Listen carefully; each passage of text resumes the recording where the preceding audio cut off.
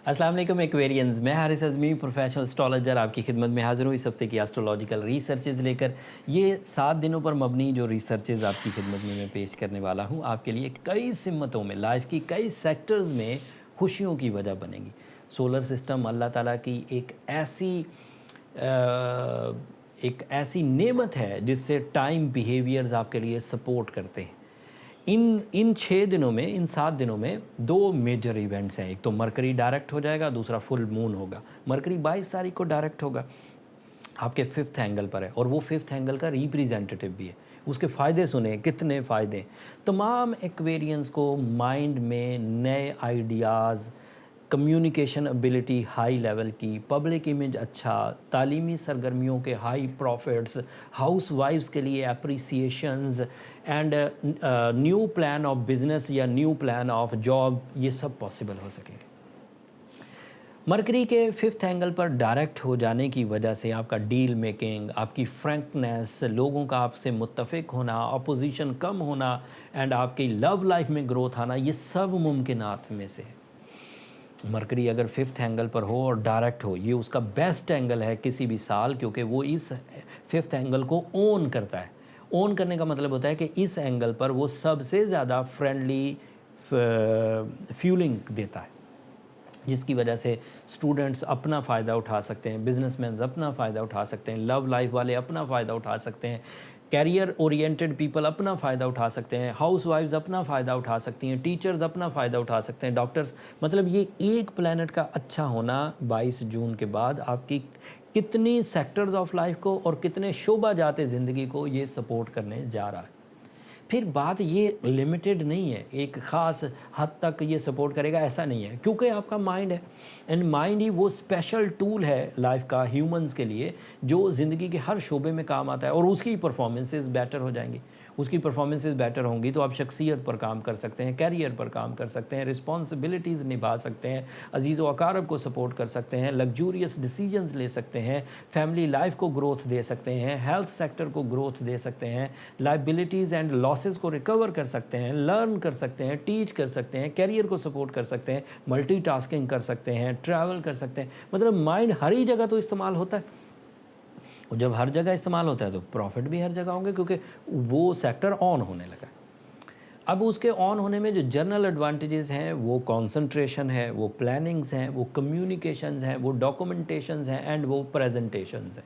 ये general advantages सभी को मिलते हैं, आपको भी मिलेंगे, लेकिन आपके लिए इसमें जो स्पेशल है कि मरकरी क्योंकि आपके 5th एंगल पर था तो जो दीगर एडवांटेजेस मैंने गिनवाए वो स्पेशल थे। दूसरा जो इवेंट है वो फुल मून है 24 जून को और वो आपके यहाँ 12th एंगल पर होगा। फुल मून बज़ाहिर जज्बाती कैफ़ियत को निखारता है, ब्यूटी लविंग नेचर देता है, फितरत में जो ड्राइनेस आ जाती है, जो रूटीन लाइफ की वजह से सिकनेस आ जाती है, उसे रिपेयर करता है।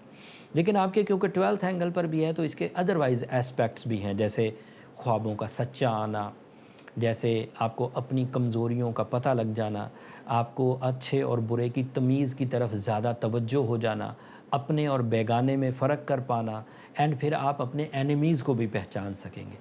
जब मून 12वें घर में होता है 2.25 दिन के लिए, तो इसकी वजह से डेजा वू कॉन्सेप्ट भी ऑन हो जाता है। आपको कभी ऐसा लग सकता है कि आपने ये वक्त पहले भी कभी देखा है।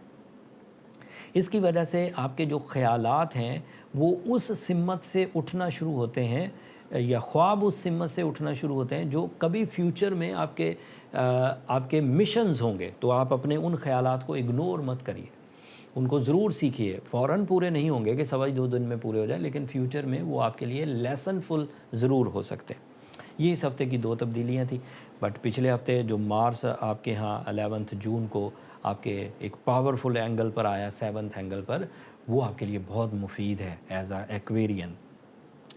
7th एंगल पर मार्स का आना फ्रेंडली है, वो रिलेशनशिप को सपोर्ट करता है।